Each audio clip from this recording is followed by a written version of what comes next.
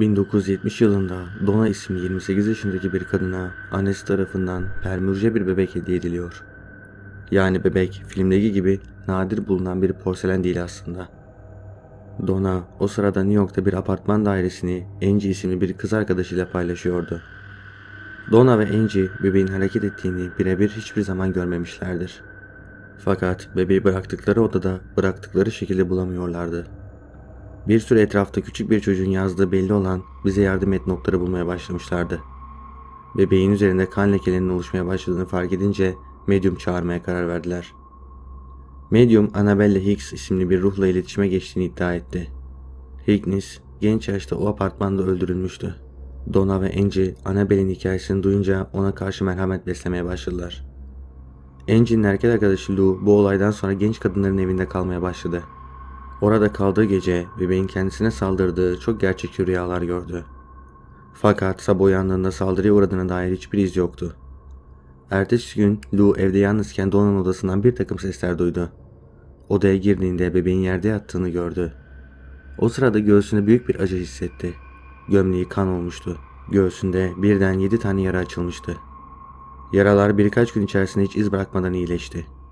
Bu olay üzerine Donna ve Angie bebeği ele geçiren ruhun iyi niyetli olmadığına kanaat getirdiler. Donna, Hagen isimli bir rahiple iletişime geçmeye karar verdi. Hagen hikayeyi duyduktan sonra hemen şeytan çıkarma alanında uzmanlaşmış rahip Cook'a haber verdi.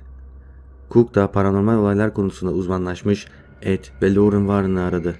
Warren'lar iki kadınla konuştu. Bebeğin şeytani bir varlık tarafından ele geçirildiğini ve bebeğe yaklaşan kişinin de bu ruhtan etkilendiği sonucuna ulaştılar. Rahip Cook bebekten ruhu kovmak için şeytan çıkartma ayini düzenledi. Şeytan çıkarma ayini ruh yakalama gibi bir şey değildi. Daha çok evi yaratıcının sevgisiyle doldurmak ve kutsamak anlamına geliyordu. Bu nedenle Warren'lar kadınların güvenliği için bebeği götürmeye karar verdi. Bebek şu anda Warren'ların Moon'daki müzesi olarak kullanılan evde duruyor.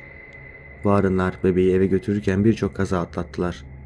Eve götürür götürmez bebeği kutsal suya sokup dolaba kapattılar. Bebek cam mekana kilitlendi.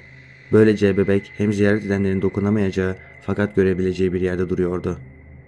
Bebeğin adı o günden itibaren Annabella olarak değiştirildi. Annabella'nın olduğu cam mekanın önünde uyarı kesinlikle açmayın yazmakta. Yıllar boyunca Warren'ların evindeki bebekle birebir temasa geçen kişilerin başına bir açıklanamayan olaylar geldi. Örneğin bir kere genç bir rahip bebeği hor gören bir şekilde eline aldı. Aynı gün rahip kiliseye dönerken ölümcül bir araba kazasından kıl payı kurtulmuştu.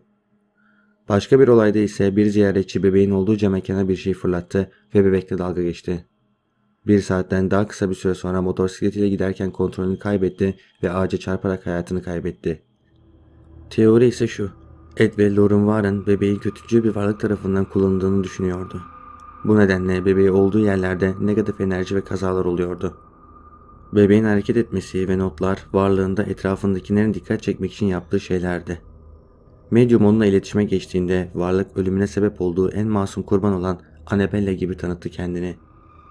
Böylece Donna ve Angie bebeği evde kalmasına ses çıkarmadılar.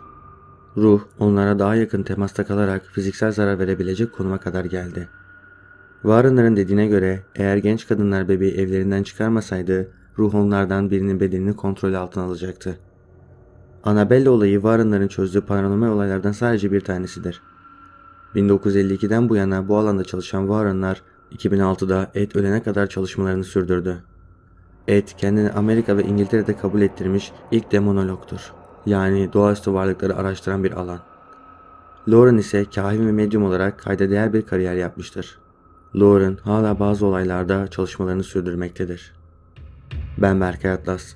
Videoyu beğendiyseniz kanala abone olmayı ve bildirim çanını açmayı unutmayın.